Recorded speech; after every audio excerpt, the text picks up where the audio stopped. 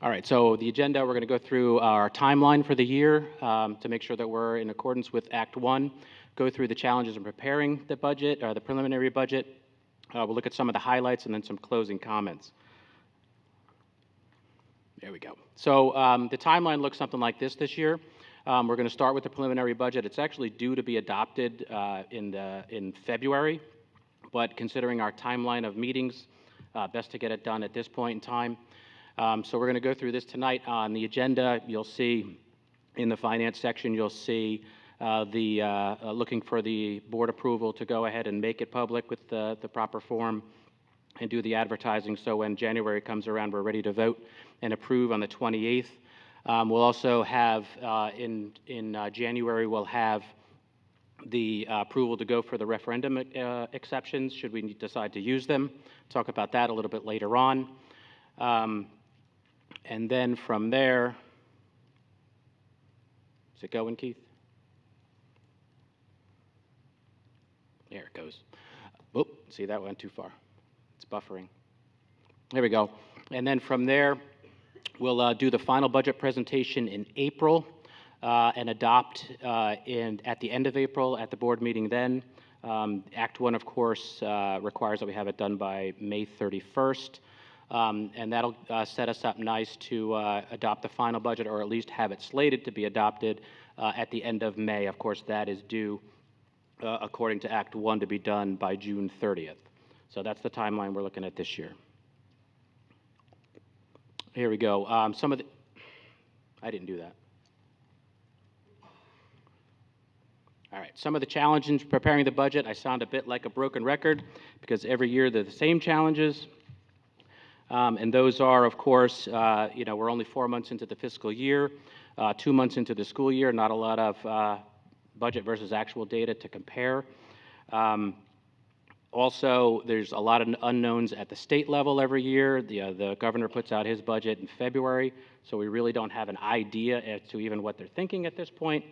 But again, we have to do the check mark, so we're doing the check mark.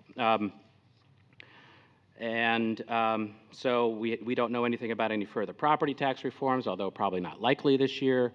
And Mr. Fitzgerald is shaking his head, no, probably not. So, but we don't know much about the subsidies either at this point in time.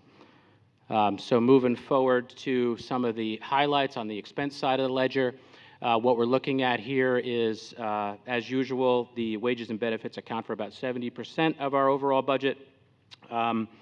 Some of the changes on the labor side you'll see on the next slide are if we did nothing, we just moved forward in accordance with the current agreement, professional agreement, that would add about $1.2 million to the budget. Non-professional people, about $500,000.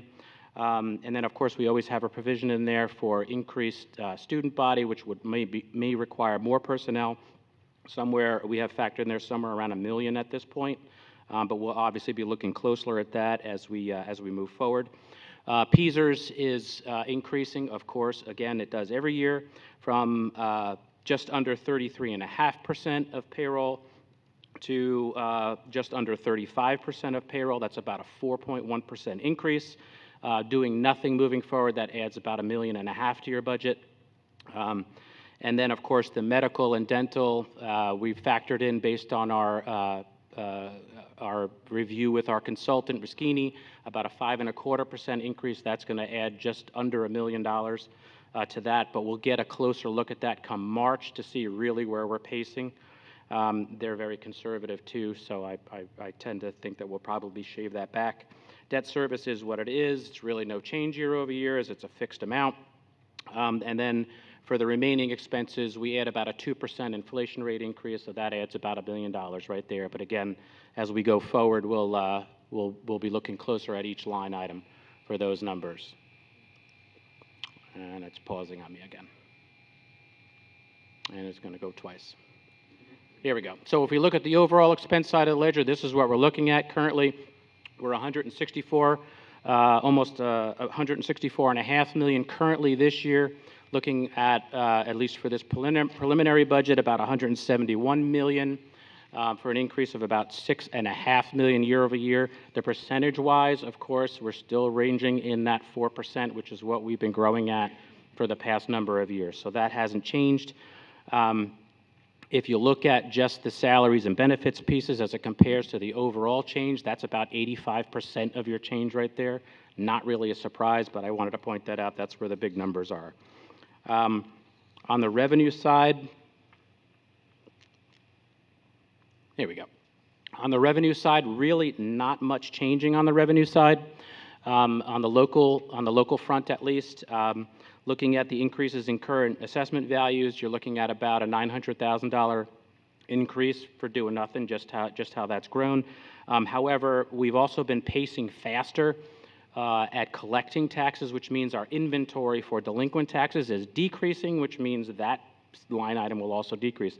I'm looking at that to go down about $400,000 this coming year. On the state side, following the trends, the basic education funding, education funding subsidy is has increased about 1.5% year over year. You can see it's not a big dollar amount, and the special education too. So those things total about $200,000. Not a big jump. The increase on the PSERS and FICA offset is about $1 million. I look at that kind of like a rebate program. We spend more and we get more, but we have to spend more to get more, so it kind of doesn't really help all that much. And of course, on the federal side, really no changes as usual.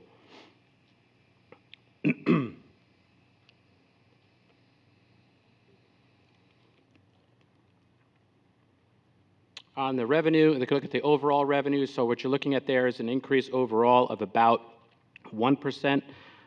As far as the income lines go, the other sources is us looking at reserves that we've built over the years and seeing how we comply them against the growth till we get to the debt cliff a few years out.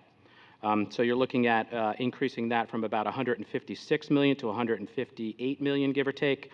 And so when we apply that against the expenses we just talked about and looking at provisions with the fund balance, what you're talking about currently in the preliminary budget, we're looking at a deficit in the area of about $4.5 million.